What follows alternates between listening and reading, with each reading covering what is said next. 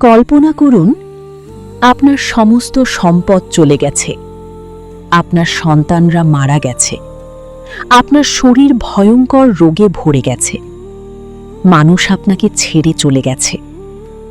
এই অবস্থায় আপনি কি আল্লাহকে ডাকবেন নাকি অভিযোগ করবেন? আজকের গল্প এমন একজন মানুষের, যিনি সব হারিয়েও আল্লাহর উপর ভরসা রেখেছিলেন। তিনি হলেন হজরত আইয়ুব আলাইহিসসালাম। হজরত আইয়ুব আলাইহিসসালাম ছিলেন আল্লাহর একজন নবী। তিনি ছিলেন অত্যন্ত ধনী, সম্মানিত এবং সৎ একজন মানুষ। তার ছিল বিশাল সম্পদ, অনেক সন্তান এবং সুস্থ শরীর। সবচেয়ে বড় কথা, তিনি ছিলেন আল্লাহর অত্যন্ত প্রিয় বান্দা। কিন্তু ইবলিস শয়তান এই দেখে জ্বলে উঠল। শয়তান আল্লাহর দরবারে বলল, হে আল্লাহ, আইয়ুব শুধু এজন্যই তোমার ইবাদত করে কারণ তুমি তাকে এত নিয়ামত দিয়েছ।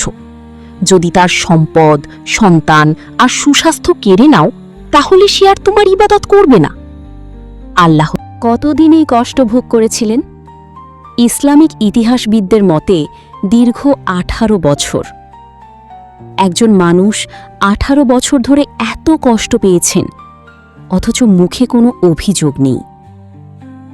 এই দীর্ঘ সময়ে আইয়ুব আলাইহিসসালাম একবারও আল্লাহকে দোষ দেননি, একবারও বলেননি কেন আমার সাথে এটা হলো।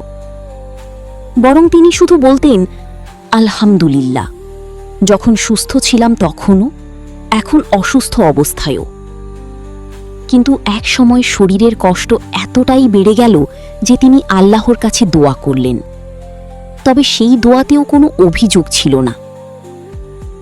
কুরআনে আল্লাহ তাআলা সেই দোয়া উল্লেখ করেছেন, আনি মাসানিয়া দুররু ও আন্তা আরহামুর রাহিমিন। হে আল্লাহ, আমাকে কষ্ট স্পর্শ করেছে।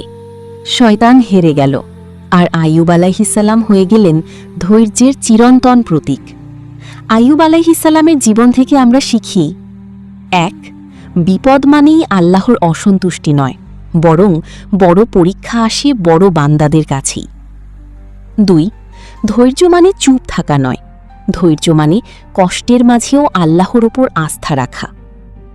3. আল্লাহর রহমত কখনো দেরি করে, কিন্তু কখনো থেমে যায় না।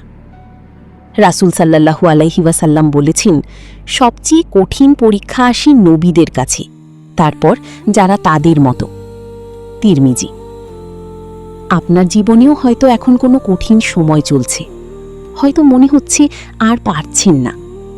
তখন মনে করুন আইয়ুব আলাইহিসসালামের কথা এবং বলুন, আনি মাসানিয়া দুররু ওয়া আন্তা আরহামুর রাহিমিন। আল্লাহ আপনার কষ্টও দূর করবেন ইনশাআল্লাহ।